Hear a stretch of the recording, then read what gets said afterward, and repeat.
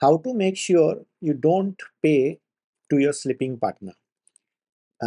आप समझ ही गए होंगे मैं किस कॉन्टेक्स्ट में बात कर रहा हूँ, लेकिन फिर भी बता देता हूँ कि निर्मला सीतारमन जी को एक काफ़ी क्रिटिकल क्वेश्चन पूछा गया। As a broker, when we are putting a trade for retail investor, we are you are attracting number of taxes: CGST, IGST, stamp duty, STT, long-term capital gain tax.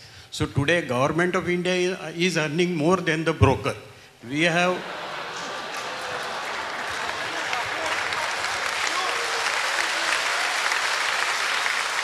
so government, I am investing everything, I am taking whole lot of risk, and government of India is taking away entire profit of mine. You are my sleeping partner, I am a working partner with my finance, my risk, my staff, everything. So what do you want to say on this? और उसका जवाब बहुत ज़्यादा convincing नहीं था, लेकिन फिर भी मैं एक प्रोसेस बताता हूँ जिससे आप अपने स्लीपिंग पार्टनर को या गवर्नमेंट को पेमेंट डिले कर सकते हैं, और ये कम्प्लीटली एथिकल है और कम्प्लीटली लीगल है। तो आइए बताता हूँ। The most important aspect is कि गवर्नमेंट या इनकम टैक्स या जो भी टैक्सेशन है वो रियलाइज्ड प्रॉफिट के ऊपर ही टैक्स होता है, अनरियलाइज्ड प्रॉफिट के ऊपर टैक्स नहीं होता है। तो अगर आप अपना पोर्टफोलियो में प्रॉफिट बुकिंग कम करेंगे और if you let the profit ride, तो you can delay the payment to your sleeping partner. लेकिन इसमें एक इम्पॉर्टेंट चीज़ भी समझने की है, और वो ये है, और ये मैंने मोनीश पाबराई जी के एक वीडियो से देखी थी, कि you should let your tax component part also compound. As an example मैं आपको एक सिंपल समझाता हूँ।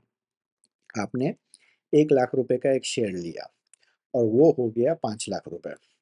अब आपने सोचा कि मैं इसका प्रॉफिट बुक कर लेता हूँ, तो आपने 5 लाख रुपए को सेल किया, 4 लाख रुपए आपका प्रॉफिट था। अज्यूमिंग 10% स्लैब में आ रहा है एलटीसीजी, तो 1 लाख फ्री था और 3 लाख के ऊपर 30,000 रुपये आपने टैक्स भर दिया। 30 के ऊपर थोड़ा और भी आता है, लेकिन फॉर कैलकुलेशन से अपने उसको 30,000 पकड़ लेते हैं। तो अब ये 30,000 रुपीज़ जो है वो तो गवर्नमेंट को चला गया। इन द लेट्स से आपने 1 लाख लिया और 4 साल या 5 साल के बाद वो 5 लाख हो गया था। वेरी गुड रिटर्न, तो आपने वो भर दिया। अब ये जो 30,000 आपने भर दिया, वो अगर आप नहीं भरते और इस 30,000 रुपीज़ को उसी स्टॉक में रहने देते, तो अब आप क्या करते? ये 30,000 रुपीज़ लेट्स से 10 साल के बाद 3 लाख रुपया हो जाता। तो एज एन एग्जाम्पल, आपने अभी उस 470 को कहीं पे इन्वेस्ट किया, मैंने 5 लाख रुपए में से 30,000 रुपये आपने टैक्स भरा और 470 आपने लगा दिया। अब 470 आपने लगा दिया और वो 470 आपका 10x हो गया इन 10 ईयर्स, तो दैट इज 47 लैक्स। और अगर ये 30,000 भी अगर 10x होता तो you would have got 50 lakhs. This is after the first 10 years. तो आपने अपना जो प्रॉफिट है वो बुक करने के बाद जिस स्टॉक में लगाया, वो अगर 10 टाइम्स हुआ और जिसमें थे वो अगर कम हुआ तो ठीक है। लेकिन अगर आप उसी में रहने देते और वो ग्रो करता, तो इंक्रीमेंटली आपका जो टैक्स डिफर्ड है उसके ऊपर भी आपको बेनिफिट मिलता है। तो इसलिए ये इम्पोर्टेंट है कि इन्वेस्टर्स जो हैं वो अनरियलाइज्ड प्रॉफिट होता है तो टैक्स तो नहीं भरते हैं, एसटीटी और वो सब तो बचाते ही हैं, लेकिन उस पैसे को वो लोग कंपाउंड भी करते हैं।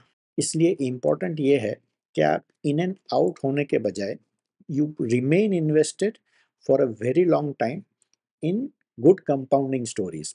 तो गुड कंपाउंडिंग स्टोरीज में अगर आपको अर्ली एंट्री मिल गई है या आपको ऐसा कोई कंपनी मिल गया है जो लेट्स से पहले 30% से ग्रो कर रहा था, अब वो 25% से या 22% से ग्रो करेगा, and then you are confuse कि आपको क्या करना चाहिए, तो it's better to remain invested. हाँ, अगर उसकी ग्रोथ 5-7% पे आ गई है then it's altogether a different thing.